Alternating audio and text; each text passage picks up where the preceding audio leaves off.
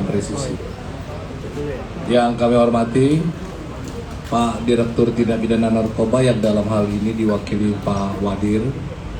Yang kami hormati Direktur Interdiction Bea dan Cukai.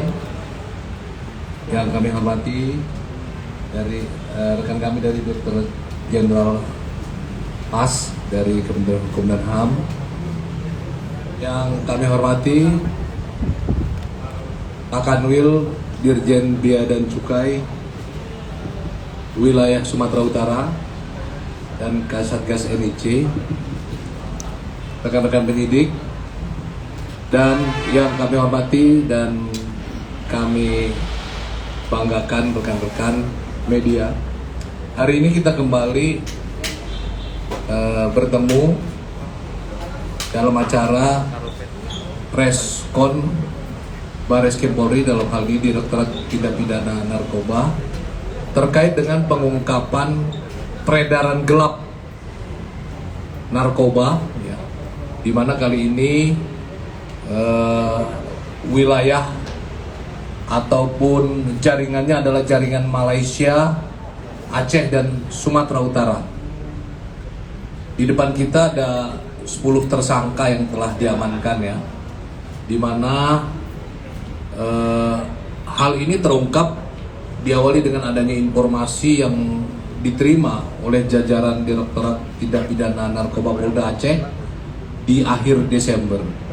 Setelah dilakukan penelusuran, maka jajaran narkoba berkoordinasi juga dengan pihak Bea dan Cukai, kemudian melakukan penelusuran, penyelidikan, dan pengungkapannya, di mana di awal Januari telah dilakukan penangkapan terhadap beberapa pelaku, ya, yang perannya beda-beda, dari peran sebagai kurir, kemudian sebagai penyedia booth, dan peran-peran yang lainnya yang nantinya akan lebih dijelaskan oleh Pak Wadir Tipin Narkoba. Dari penangkapan para tersangka tersebut telah diamankan, ya, barang bukti narkotika jenis sabu sebanyak 50 kg, ya, jenis sabu. Nah, ini akan terus dikembangkan, dan Direktorat Tindak Pidana Narkoba beserta stakeholder lainnya serta jajaran tidak henti-hentinya untuk melakukan pencegahan, untuk melakukan penegakan hukum, penindakan terhadap barang-barang haram yang ada di depan kita ini, ya. Dari pengungkapan 50 kilogram atau 50.000 gram yang diasumsikan, ya, 1 gram itu bisa dikonsumsi oleh 4 orang, maka kalau 50.000 kali 4 itu ada 200.000 jiwa yang terselamatkan karena pengungkapan ini. Untuk menyingkat waktu, kami persilakan Pak Wadir untuk menyampaikan presentasinya. Waktu dan tempat kami persilakan. Baik, terima kasih Pak Karopenmas. Assalamualaikum warahmatullahi wabarakatuh. Selamat pagi dan salam sejahtera bagi kita semuanya. Rekan-rekan sekalian, seperti yang disampaikan oleh Pak Karopenmas tadi,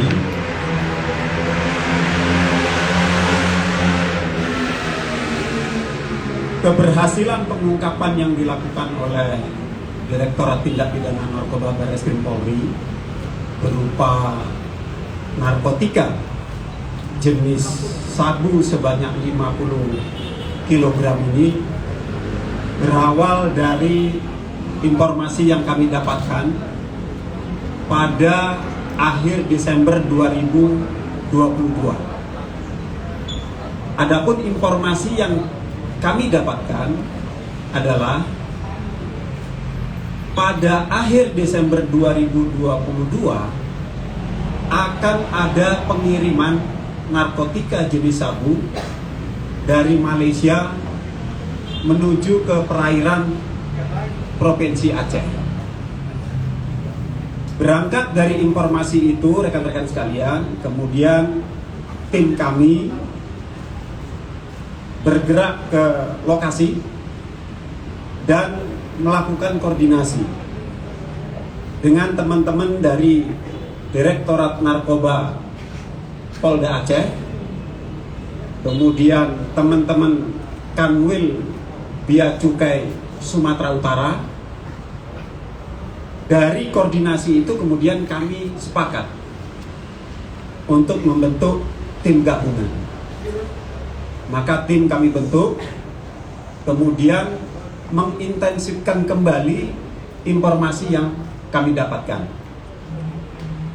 Setelah kami intensifkan informasi tersebut, maka periode akhir dan awal Januari kami bersama-sama melakukan kegiatan patroli bersama sepanjang perairan Aceh dan Sumatera Utara, sebagaimana informasi yang sudah kami dapatkan.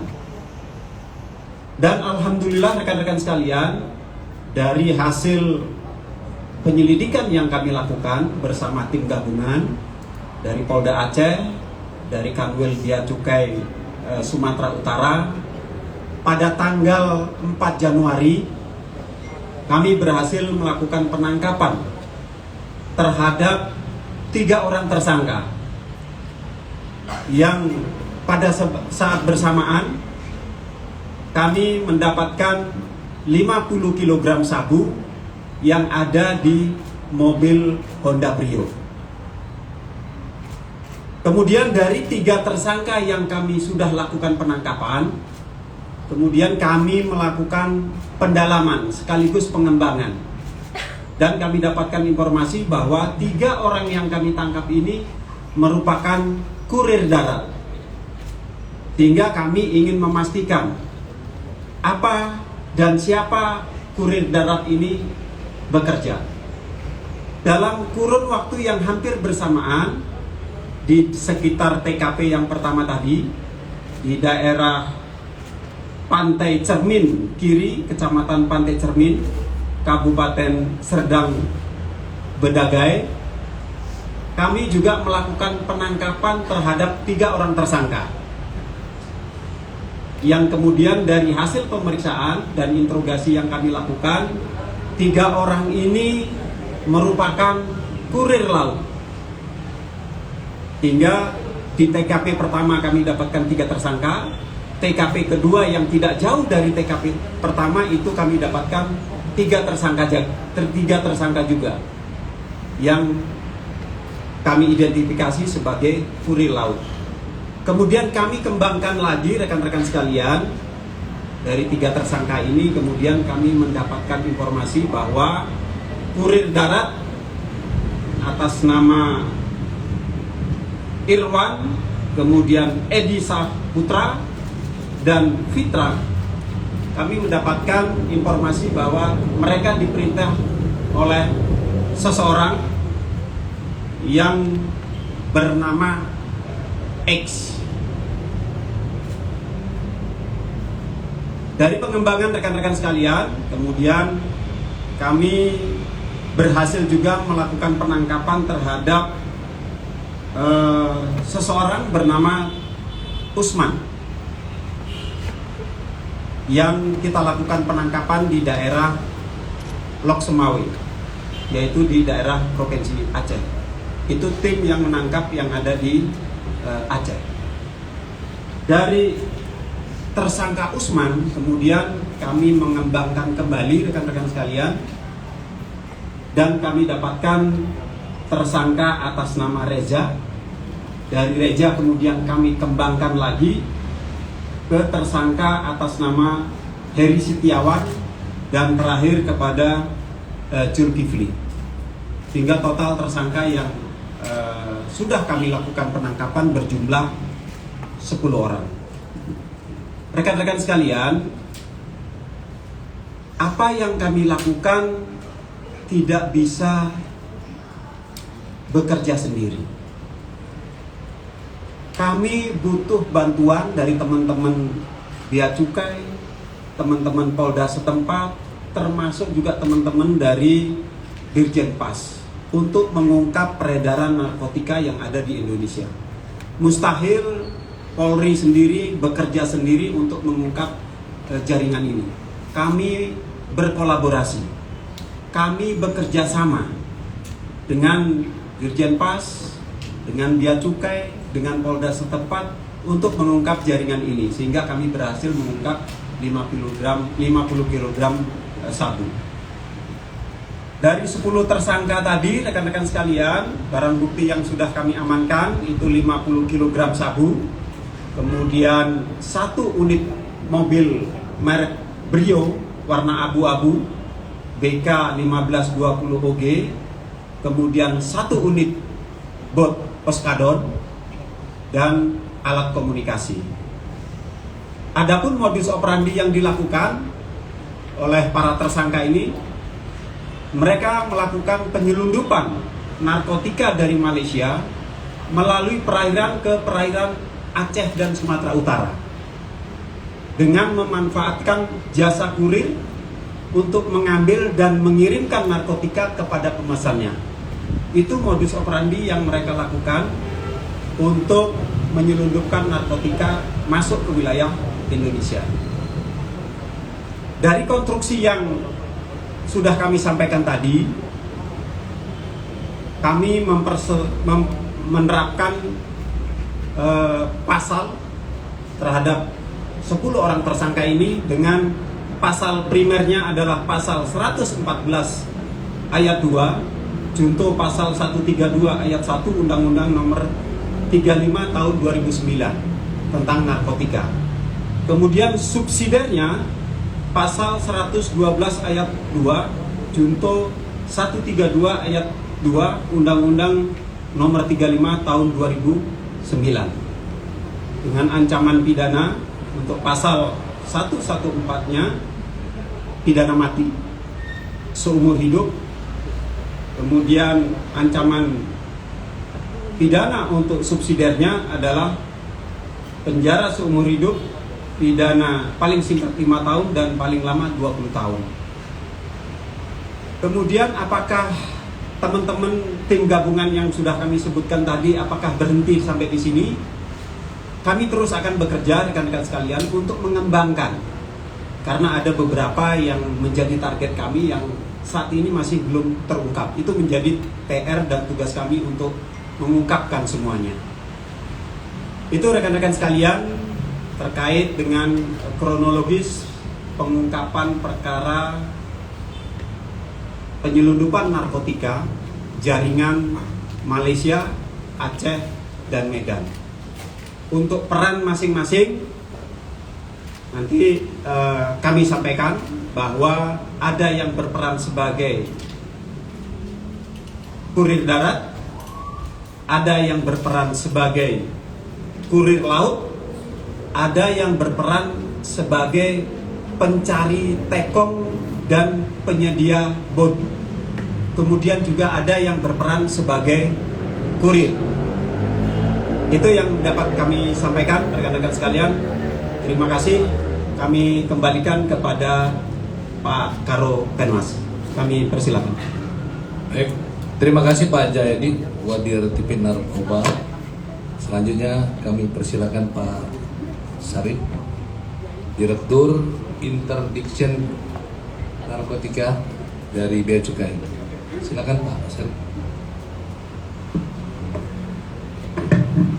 Baik, terima kasih yang kami hormati Pak Ramadan, Karo Penmas, yang kami hormati Pak Jayadi, Wadir Tipin Narkoba, yang kami hormati Pak Aris dari Dirjen Pas, dan sahabat saya juga dari Bea Cukai Sumatera Utara. Tentunya pertama-tama kami ucapkan terima kasih atas diadakannya acara pada siang hari ini. Bapak dan Ibu sekalian, Direktorat Jenderal Bea dan Cukai, tugas pokoknya salah satunya adalah menjaga NKRI dari masuknya barang-barang terlarang. Kami dengan ratusan kapal laut yang selalu siap sedia, melakukan kerjasama yang selalu terus-menerus berkolaborasi dengan utamanya salah satunya adalah dengan Direktorat Tipid Narkoba dan jajaran Bareskrim di seluruh Indonesia. Tentunya kami akan selalu melaksanakan bekerja bersama-sama dengan mereka.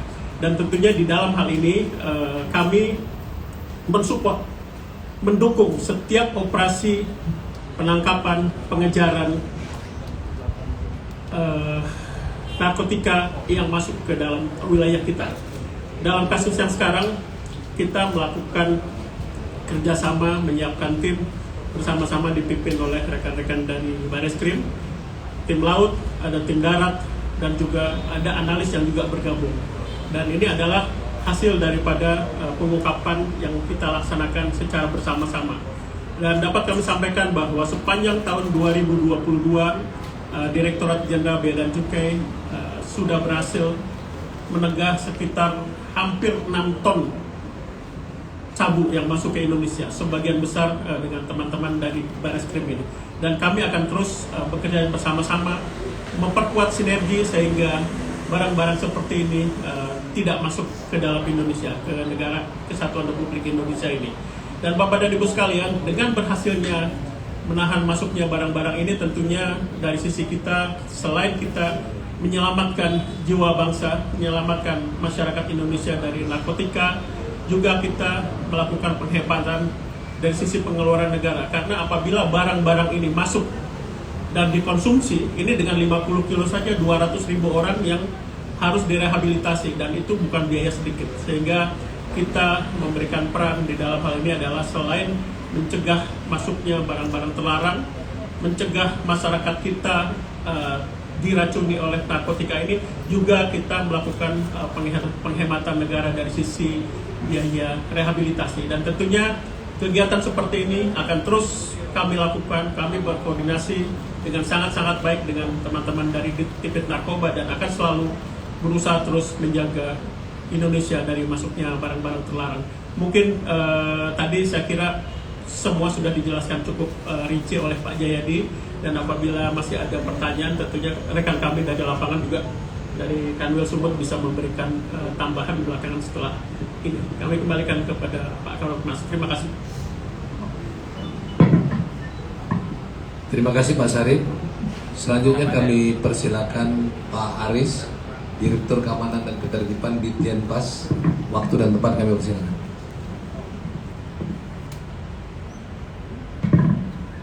Baik, bismillahirrahmanirrahim. Assalamualaikum warahmatullahi wabarakatuh. Selamat siang, salam sejahtera bagi kita semua, salam sehat. Yang terhormat Pak Karopenmas, kemudian Pak Sarip, kemudian Pak Wadir, dan Pak Kanwil Bea Cukai. Pertama, saya mengucapkan terima kasih atas diselenggarakannya acara ini, dan kami dari Jogja Pemasarakatan bahwa kita komitmen untuk memberantas narkoba. Sesuai dengan 3 kunci pemasarakatan maju, yaitu deteksi dini gangguan keamanan, berantas narkoba, sinergitas dengan aparat penegak hukum, serta back to basic. Kita tahu bahwa lapas rutan overkapasitas dengan hunian sekarang 275.000 pada binaan pemasarakatan, dan 135.000 sendiri itu adalah narkoba. Jadi tentunya kita selalu berkoordinasi dengan BNN, dengan BN di narkoba di provinsi maupun di kabupaten dan di Bareskrim kepolisian. Lalu bersinergi dalam rangka pengungkapan jaringan narkoba yang melibatkan dalam tanda petik warga binaan pemasarakatan. Tentunya sinergitas ini sangat-sangat mendukung kami semua, dan alhamdulillah tingkat gangguan keamanan pribadi di lapas rutan jauh menurun dan kita melakukan pemindahan bandar-bandar narkoba ke Nusa Kambangan. Dan dua sangat-sangat membantu kita bagaimana tidak ada lagi pengendalian yang pakai besar. Demikian, dan terima kasih sekali lagi yang mengucapkan kepada Pak Karopenmas dan Direktur Narkoba Bareskrim yang atas terselenggarakan acara ini, dan kita selalu siap untuk memberi dukungan penuh terhadap pemberantasan narkoba kebagian di lapas dan rutan di Indonesia. Terima kasih.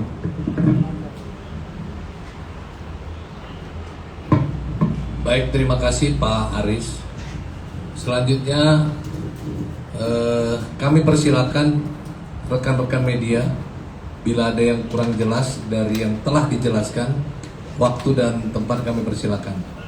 Ya 3 orang dulu ya, nanti satu, ya silakan. Ya kamu dulu, ya oke. Pak, ada informasi bahwa komplotan atau pengungkapan ini turut melibatkan napi ya Pak? Atau warga binaan? Kalaupun iya, apa peran yang bersangkutan dan bagaimana lagi-lagi warga binaan bisa menjadi salah satu dari bagian peredaran narkotika? Bagaimana Pak? Terima kasih.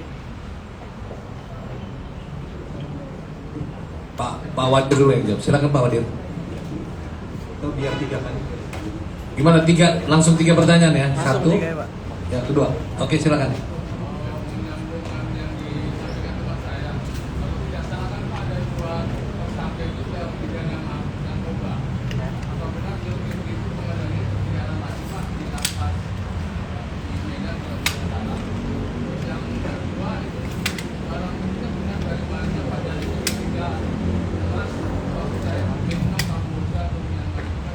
Oke, udah dipahami pertanyaannya. Banyak ya.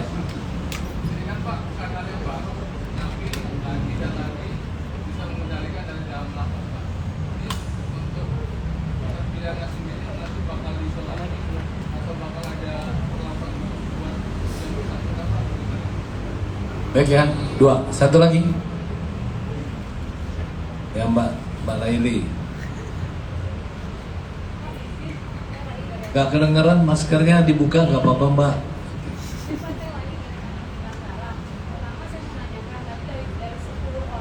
Ya.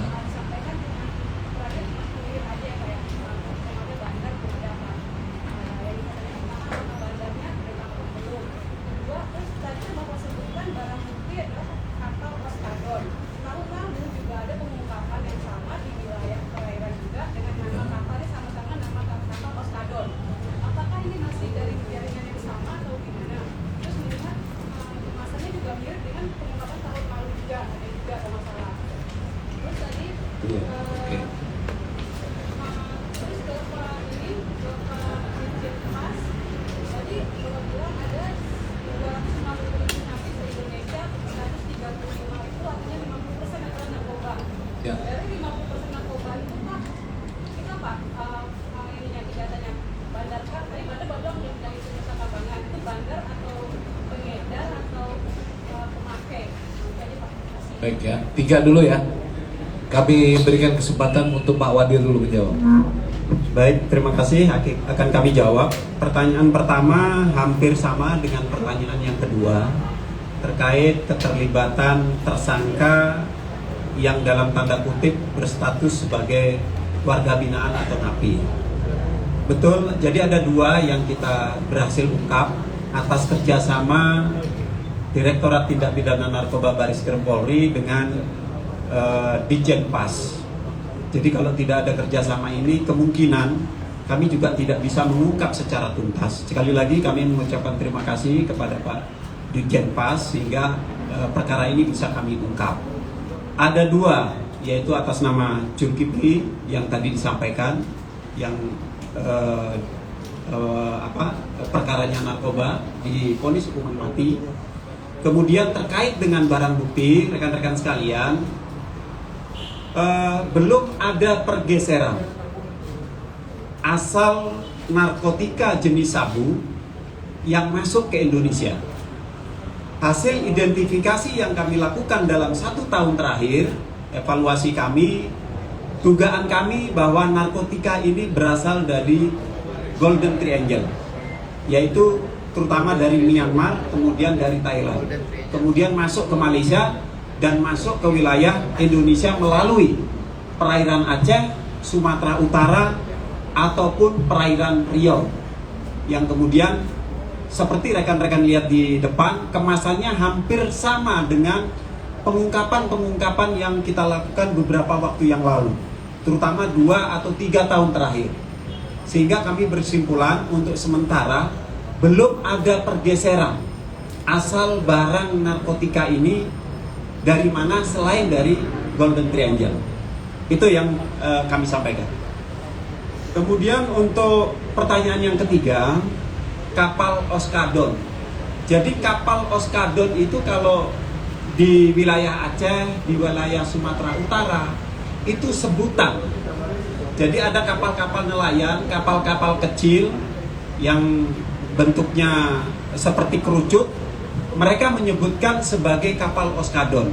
Nah, kapal-kapal inilah yang digunakan untuk mengangkut dari perairan Malaysia kemudian masuk ke wilayah perairan Aceh maupun Sumatera Utara. Nah, pertanyaannya, apakah ada hubungan jaringan yang ini dengan peristiwa-peristiwa yang sudah diungkap beberapa waktu sebelumnya?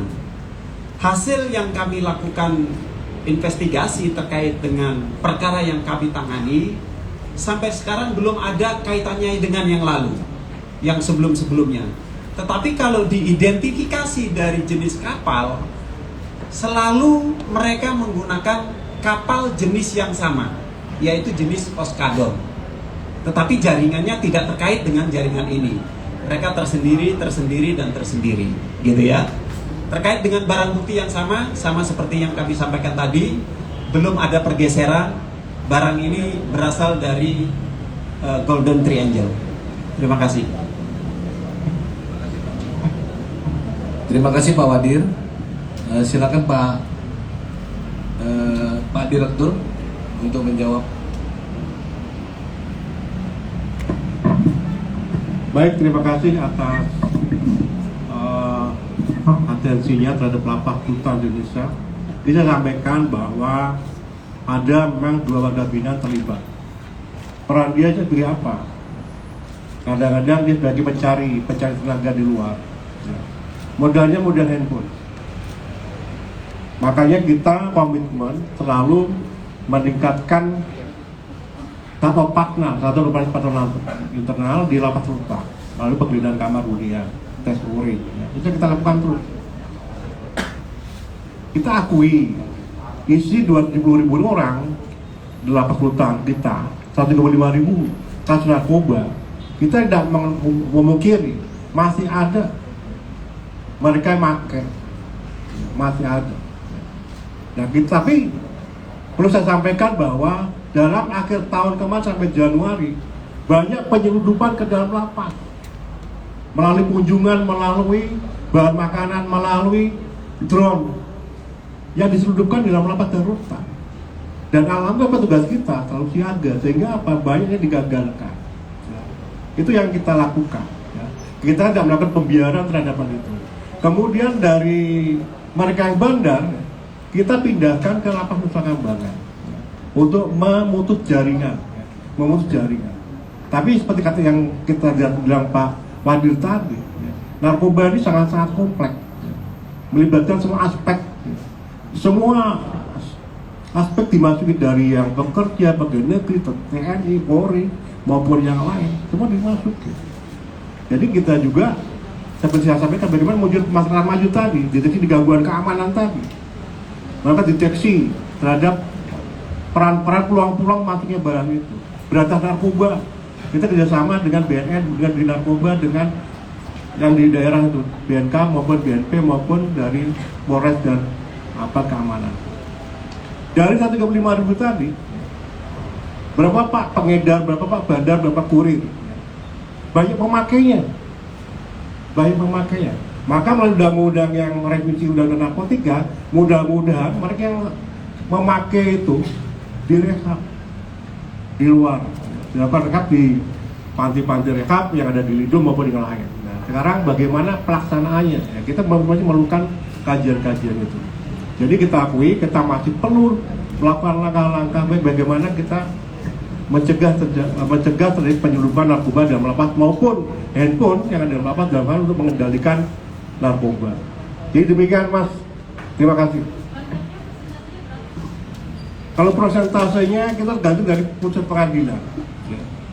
Bandar itu pasalnya 116, 112, kalau pemakai 127. Itu banyak antara nggak pas itu. Artinya data di lapas pun nggak pas kadang-kadang. Karena yang bandar mana, yang memakai yang mana. Kalau kita ngeliat orang yang nggak mungkin orang gembel juga bandar, ya kan gitu. Yang mobil ini hanya kurir aja. urus saja. Nah, tugas kadang-kadang di lapas ini hanya mengendalikan. Saya tanya, kamu apa? Nyari kuda, Pak? Nyari kuda, nyari ojek sebagai pencari itu aja. Itu makanya Pak, ada jaringan-jaringan itu yang perlu kita kurangi. Demikian, terima kasih.